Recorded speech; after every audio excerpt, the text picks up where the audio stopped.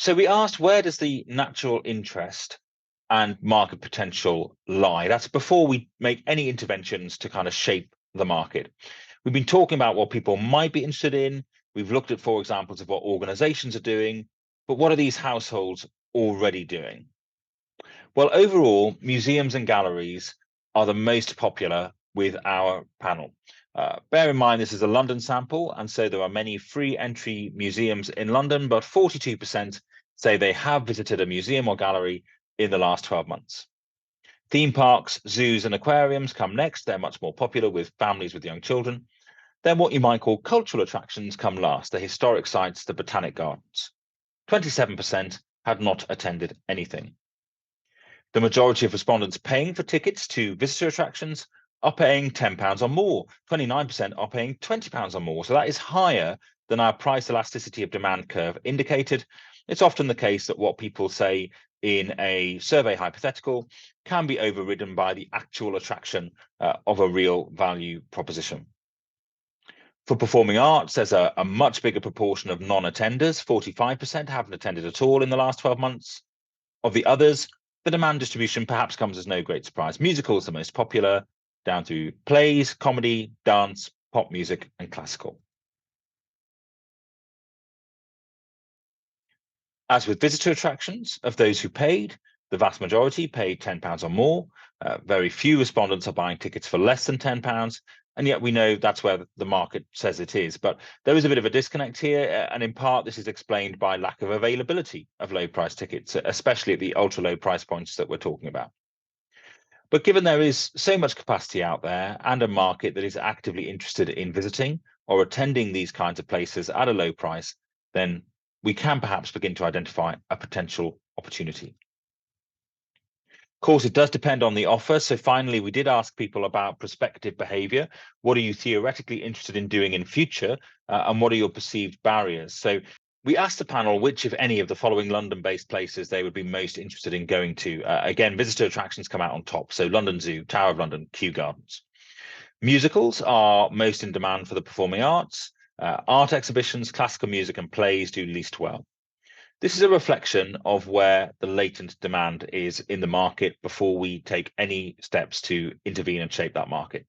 So of those small number, the 4% who selected none of these, the 3 reasons that they tended to give were that they weren't interested, they had limited mobility, or they still simply just could not afford it. And we know that the ticket price is only a small fraction of the overall expense of attending, or certainly a fraction of the overall expense of attending. With that in mind, it's perhaps not surprising that the 2 biggest barriers cited by the panel both related to costs, either the additional costs on top of the ticket price or the cost of actually getting there. And then the 3rd biggest barrier was difficulty getting there. And remember, we're talking here about Londoners who, in theory, are well connected across the city, but we shouldn't take that for granted. Getting around, regardless of the cost, can be a challenge for a lot of people, especially if you don't live near a tube station or a train line. At the other end of the scale, these were the 3 barriers mentioned least often. So not knowing what it will be like, perhaps less of a barrier than we might think, but it's still a third of people saying that's a barrier. Being seen to spend money on these types of places, while a barrier for 30%, this is the least mentioned barrier, along with the type of people I expect to find there, which actually does suggest that for the majority of low-income attenders, they do instinctively perhaps feel welcome and are willing to spend money, such money that they have available to them, just like everyone else. But there is obviously some work to do to attract those audiences. So thinking back to where we started, there's this national market of 9 to 14 million people available to us. What does it take to successfully deploy a low price scheme to reach this market? And this is what our research and our look at the market points to. Successful low price ticketing is built on a couple of foundations: a social mission, which is to say that it's important to you to connect with people from low income backgrounds, or a volume oriented approach. You simply want as many people through the door as possible. That's coupled with spare inventory or capacity, and that your inventory is being controlled and managed. Awareness and relevance is the next foundational step. If you're going to do this, it needs to be integrated into your promotional activity. You may need dedicated campaigns. People need to know you are doing this and how they can access the low prices on offer. And we've looked at some examples of how organizations do that, including seat filler, mailing lists, external promotion. It could be through how you deploy a price grid and so on. £5 is the revenue maximization price that we identified in our research. And being able to access the low prices online is a significant help. Being able to provide proof of low income or declare that you have low income online is also a help.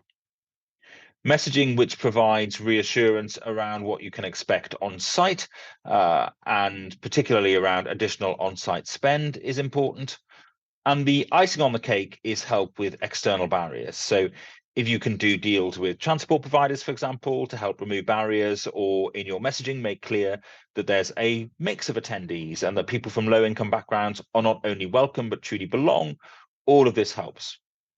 So we have a foundation of mission and awareness, then price, then convenience, and finally, further assistance. I hope you found that presentation useful. You can download a copy of these slides on our website, and do please get in touch if you have any further questions.